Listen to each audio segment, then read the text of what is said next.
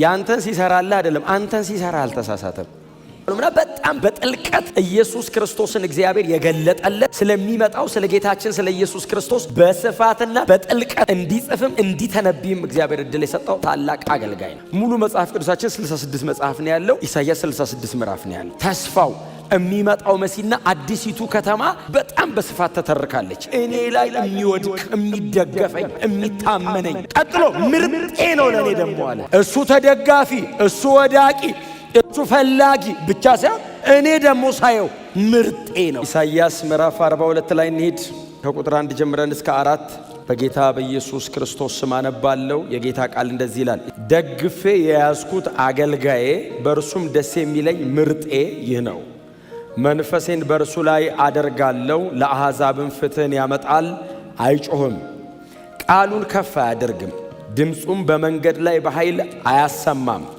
የተቀጠቀጠ ሸምበቆ አይሰብርም፣ የሚጤስም የጧፍ ክር አያጠፋም። ፍትህን በታማኝነት ያመጣል። ፍትህን በምድር እስኪያመጣ ድረስ አይደክምም፣ ተስፋም አይቆርጥም። ደሴቶች በሕጉ ይታመናሉ። ጌታ የተመሰገነ ይሁን። ኢሳይያስ 42 ነቢዩ ኢሳይያስ በመጽሐፍ ቅዱሳችን ብዙ ጊዜ እንደምናነሳው ካሉ በጣም ታላላቅ ከሆኑ ነቢያት መካከል አንዱ ነው። በእርግጥ በመጽሐፍ ቅዱሳችን ላይ ታላላቅ ነቢያት ተብለው የተቀመጡ አሉ። በእርግጥ እኛም ደግሞ እንዳጻጻፋቸውና እንደ መጽሐፋቸው ሳይዝ ደግሞ ደቂቀ ነቢያት ደግሞ ብለን ያስቀመጥናቸው አሉ። በእርግጥ ታናሽ የሚባል የለም፣ ሁሉም ታላላቅ ናቸው። ሁሉንም የጠራቸው እግዚአብሔር ነው፣ በሁሉም የተናገረ እግዚአብሔር ነው። ግን በጣም ታላላቅ ከሚባሉት መደዳ ከፊት ከምናስቀምጣቸው በጣም ብዙም ደግሞ ረጅም ዘመን ካገለገሉ ነቢያት መካከል አንዱ ይሄ ነብዩ ኢሳይያስ ነው። ከግማሽ ምዕተ ዓመት በላይ እግዚአብሔርን የማገልገል እድል የነበረው ታላቅ አገልጋይ ነው። በፍጹም ታማኝነት እግዚአብሔር በሱ በኩል የሚያመጣውን መልእክት ለዚያ ዘመን ለነበረው ሕዝብ እንደ እግዚአብሔር መልእክተኛ በሕዝቡ ፊት ቆሞ በጣም ፌዝፉሊ አገልግሏል። በጣም ዋጋ ከፍሏል። በጣም ትልቅ ክብርም አይቷል። እጅግ ደግሞ በጣም ብዙ ውርደቶችን አይቷል። እንደ አንዳንድ የአይሁድ ታሪክ ዘጋቢዎች ከሆነ በንጉሱ ምናሴ ዘመን ኢሳይያስ በመጋዝ ለሁለት ተሰንጥቆ ነው የሞተው ይላሉ። ዕብራውያን 11 ላይ አንዳንዶች በመጋዝ ተሰነጠቁ የሚለው ለነብዩ ኢሳይያስ ነው ይላሉና በንጉሱ ምናሴ ዘመን እኩል እንደዚህ ማለት ነው። በጣም ከባድ ነው አይደል? ማሰብ አይቻልም። አሁን በህይወት የቆመ ሰው በመጋዝ መሰንጠቀን እንደው ላወራው ይችላል እንጂ ኤክስፒሪየንስ ያደረገ የለም። ያው በዛ ሰዓት ወደ ጌታ ስለሚሄድ እና በመጋዝ ተሰንጥቆ እስከ መገደል ድረስ ደግሞ በጣም የተዋረደ ነው። በጣም እንዲከበር ያደረገው መልእክቱ ነበረ። እንዲዋረድም እንዲሰቃይም በዚህ መንገድም ይፍን ደግሞ ሞትን እንዲቀምስ የሚያደርገው መልእክቱ ነው። መልእክታቸው ሲያከብራቸው ይከብሩ ነበር። መልእክታቸው ደግሞ የሚመርጠላቸውን ቦታ ደግሞ እሺ ብለው ይቀበሉ ነበርና መልእክቱ በጣም አንግሷቸው በጣም በትውልዳቸው መካከል በተለይ ኢሳይያስ ረጅሙን ዘመኑን ያሳለፈው ኢየሩሳሌም የንጉስ ሕዝቅያስ አማካሪ ሆኖ ነው። የሚገርማቸው ያሳለፈው ብዙውን ጊዜውን ያሳለፈው የንጉሱ ሕዝቅያስ አማካሪ፣ በትንቢት የሚቀጥለውን ዘመን ይነግረው ነበር፣ በትንቢት ይመክረው ነበር፣ በትንቢት የመንግስቱን አስተዳደር ምን አይነት ማድረግ እንዳለበት ኢቭን ሰውየውን ያስተምረው ነበር እና በጣም ትልቅ ሰው ነው ኢሳይያስ። በጣም ትልቅ ሰው ነው። እድሜውን ብቻ ሳይሆን የአገልግሎት ስፋቱ በጣም ትልቅ ነው እና በጣም ወርቃማ የሚባል አገልጋይ ነው። ክብር ለእግዚአብሔር ለአምላካችን ይሁን እና ብዙ ዓመታትን ማገልገል ችሏል። ከምዕራፍ 1 እስከ ምዕራፍ 39 እና ከምዕራፍ 40 እስከ ምዕራፍ 66 የኢሳይያስ መጽሐፍ በእነዚህ ሁለት ክፍሎች በዋናነት ይከፈላል። ይሄኛው ደግሞ ኢሳይያስ ልክ እንደ ዘካርያስ ሁሉ በጣም መሲሐዊ ነው አይደል? በጣም መሲሐዊ ነው። እንደውም እንደሚሉት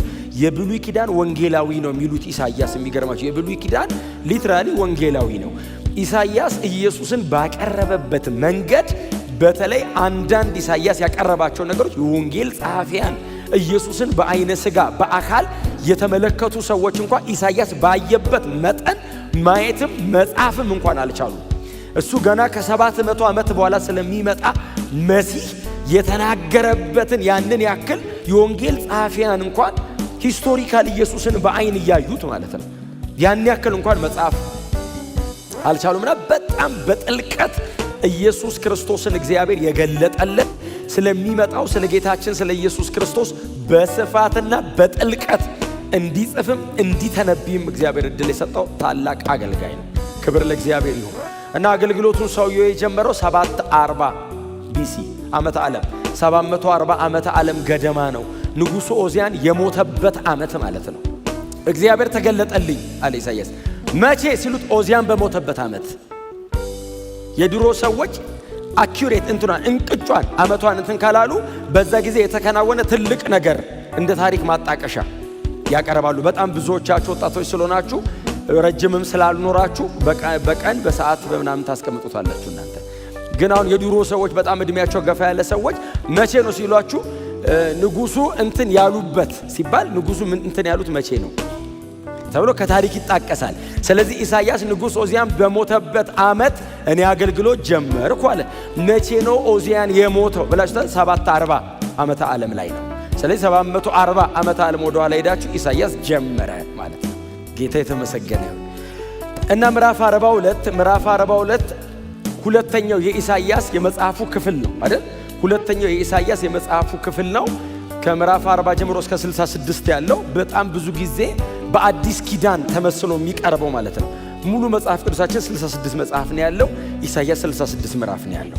ከምዕራፍ 1 እስከ ምዕራፍ 39 ልክ እንደ በቀደመው ኪዳን እንዳለው ሁሉ የእግዚአብሔር ጽድቅ፣ የእግዚአብሔር ፍርድ፣ የእግዚአብሔር ቁጣና በቀል በጣም በስፋት በኢሳይያስ 39 ምዕራፎች ላይ ተጠቅሷል።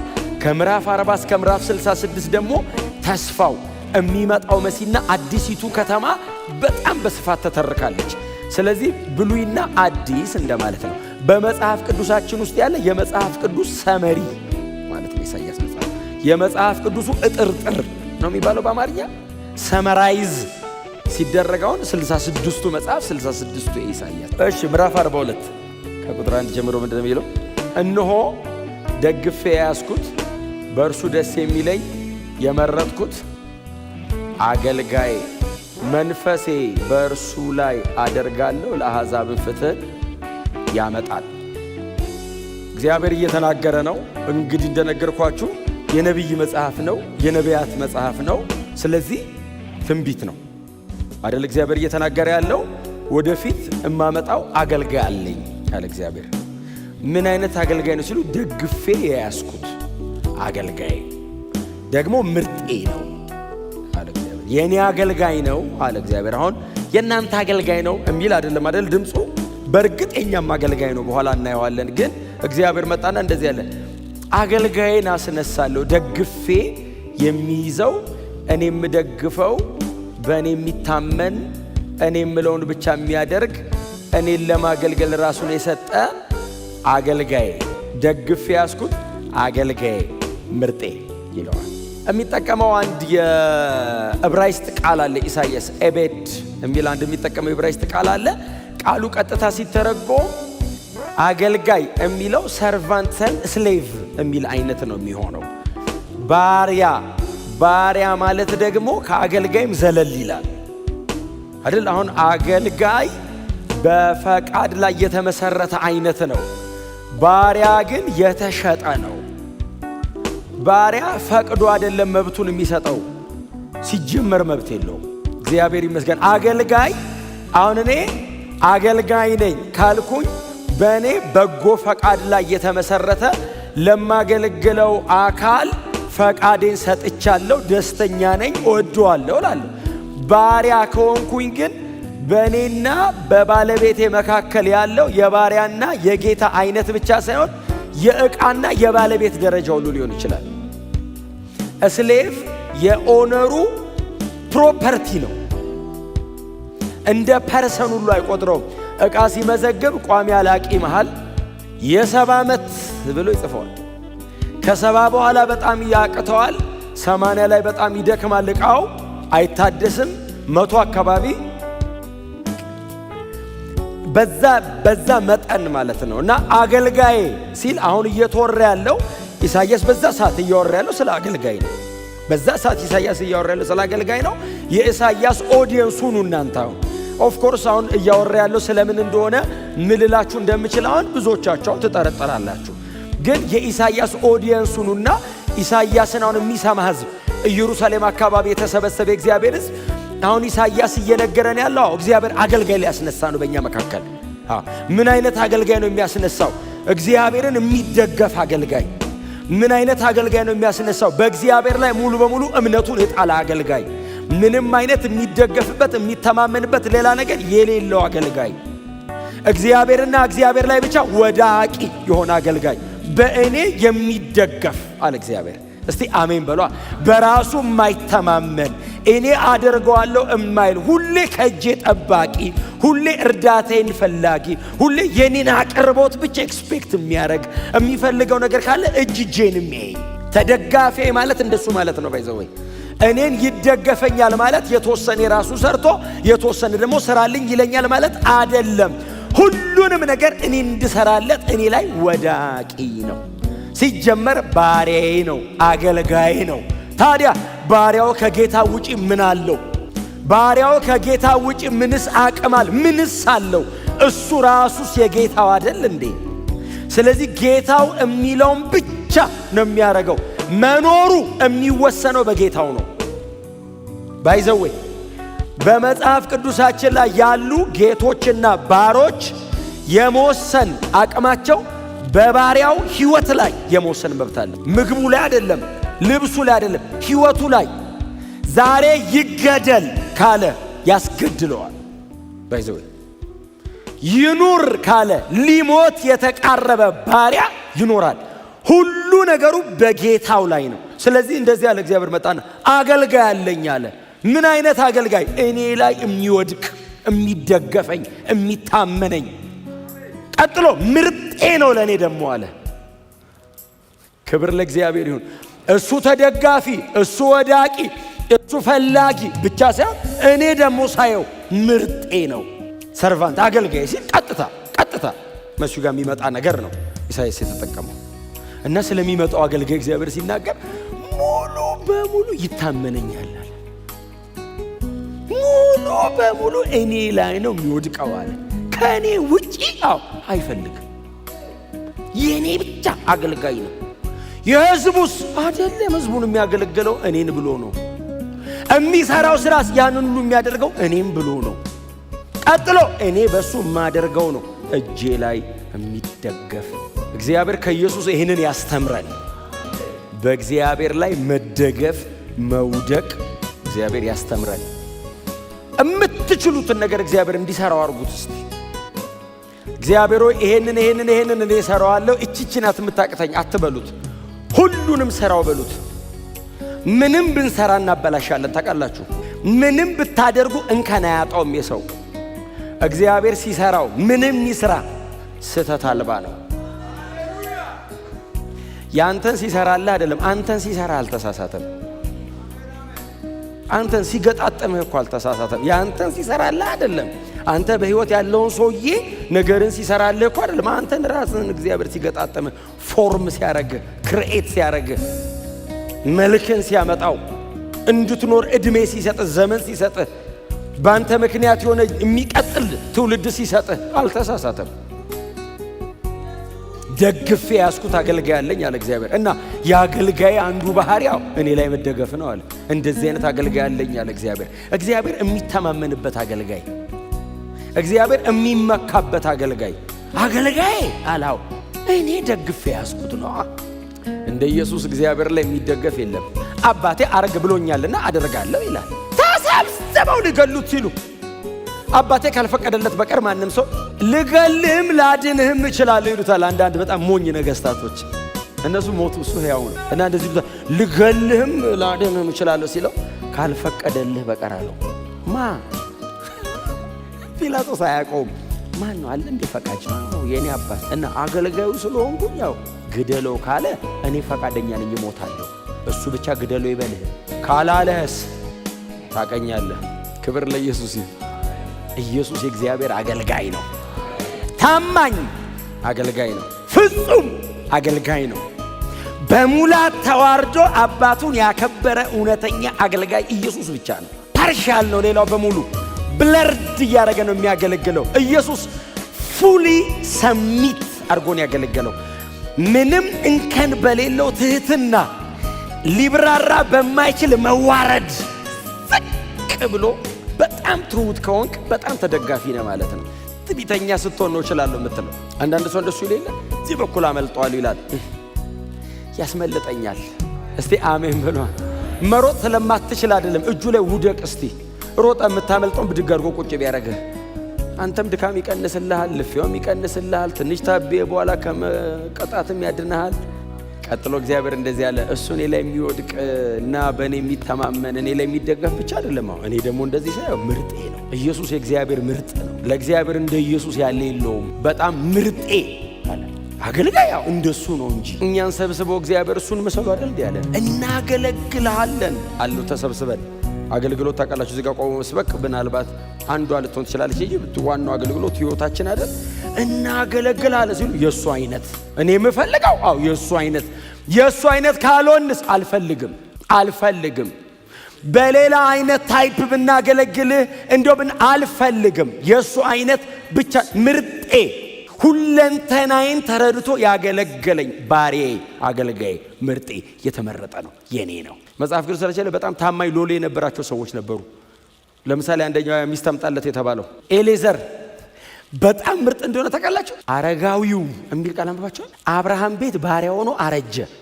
ምን አይነት ፌዝፉልነስ ነው! እድሜውን ከፈለ ታውቃለህ። በልጅነቱ እኮ ነው ያገኘው አብርሃም እና አረጀ አብርሃም ስር እና አረጋዊ አርጅቶ ባሪያው ነው። አብርሃም ና አለው። አቤት ሲለው እጅን እዚህ ታፋዬ ጋር ጭኔ ጋር አርጋለሁ፣ አስምልሃለሁ፣ አስማለሁ። ሂድና ለልጄ እንዲህ አርግልኝ። ከተመረጡ አገልጋዮቹ መካከል ዋናውን ጠርቶ ነው የሚለው። የተመረጠ ነው። አብርሃም ግን የሆነ ቀን አለው ታውቃለህ።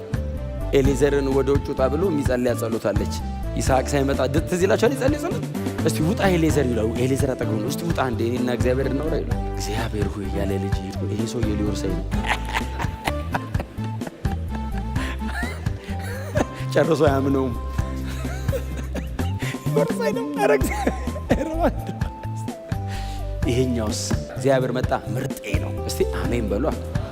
አፍተሮል ኢየሱስ ዛሬ ባሪያ እንደሆነ እናቅርብ እንጂ ሂዝ ሎርድ ጌታ ነው። ቀጥሎ የእግዚአብሔር ልጁ ነው። ኢየሱስ ያለበትን ፖዚሽን ስታስብ እኮ ነው እንዴት ባሪያ ሆነ የምትለው። እንዴት ከዚህ ይወረዳል እንዴ? ልጅ አንድያ ልጁ ባሪያው፣ ሎርድ ጌታ አምላክ ባሪያዬ። ኢሳይያስ ለዛም እንደው ዝም ብሎ እንዳይመስላችሁ እዚህ ምዕራፍ 49 ላይ እናንተ በኋላ ጊዜ ስታገኙ አንብቡት። ከቁጥር 1 እስከ 6 ያነሳዋል። ባሪያዬ ነው ይሏል። እዛው ምዕራፍ 50 ላይ ቁጥር 4 ጀምሮ እስከ 9 አካባቢ ባሪያዬ ነው ይሏል። ከዛ ደግሞ እንደ ቤተ ክርስቲያን እኔ በግሌ የኔ በጣም ፌቨራይት በጣም ሙሉን አንብቤ መጨረስ የማልችለው ስለ ኢየሱስ የእግዚአብሔር አገልጋይነትና መዋረድ የተብራራው ኢሳይያስ 52:13 ጀምሮ እስከ 53:12 ኢሳይያስ 53 ትዝ ይላችኋል። የሰማነውን ነገር ማናምኗል የሚለው ስለ አገልጋይ እኮ ነው። ባሪያዬ ነው አለ እግዚአብሔር። ማን ነው ባሪያ?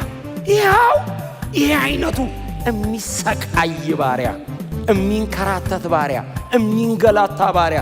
በኢሳይያስ ሁለተኛ መጽሐፍ ላይ ወይንም የመጽሐፉ ሰከንድ ፖርሽን ላይ 4 ጊዜ ስለ ጌታ ስለ ኢየሱስ ክርስቶስ ሲያቀርብ በጣም በስፋት የተረከው በተለይ ኢሳይያስ 53 ወደር የሌለው አጠቃላይ የ66ቱ መጽሐፍ ካርዲናል ቻፕተር ነው። ምዕራፍ 13 ሴንተሩ ነው የመጽሐፍ ቅዱስ። ማን ነው የመጽሐፍ ቅዱሱን መካከለኛ የወሰደው? የእግዚአብሔር ባሪያ፣ የእግዚአብሔር አገልጋይ፣ the suffering servant, the suffering መሲያ፣ the suffering God። የኢየሱስ አገልግሎቱ ድረስ ነው ኢሳይያስ 53 ድረስ ወደር የሌለው የማይብራራ እጅግ ዝቅ ያለ የተጎዳ የተሰቃየ ውርደቱ አይብራራም በሰው ቋንቋ።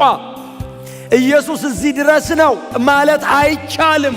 ያን ያክል ተዋርዶ ዝቅ ብሎ የሚያገለግል ተሰቃይ አገልጋይ፣ ስቅዩ የሆነ አገልጋይ ምርጤ ነው። ለምንድን ነው እግዚአብሔር ምርጤ ነው ያለው? በዚህ መጠን ነው የሚዋረደው የኔን ፈቃድ ለማድረግ። መዋረድ ይገባዋል? አይገባውም። ዝቅ ማለት ነበረበት? የለበትም። ይሄን ሁሉ ሲቃይ ማየት አለበት? የለበትም። ለምንድን ነው የሚያየው? አባቱን ደስ ለማሰኘት። አባቴ የላከኝ ጌታዬ ላገልግለው። ኢየሱስ አብን አባት ያህዌ እግዚአብሔር ብሎታል። የአብርሃም የይስሐቅ የያዕቆብ አምላክ ብሎታል።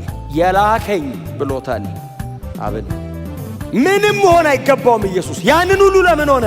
አገልጋይ ሆኖ። ስለዚህ እግዚአብሔር እንደዚህ ያለ ምርጤ ነው፣ የተመረጠ ነው ለኔ። እግዚአብሔር ይርዳል። እውነቴን ነው የምነግራችሁ። ኢየሱስም አገልግሎ ጨርሶ እኮ ከበረ ለኛ የሚተውልን በጣም በጣም።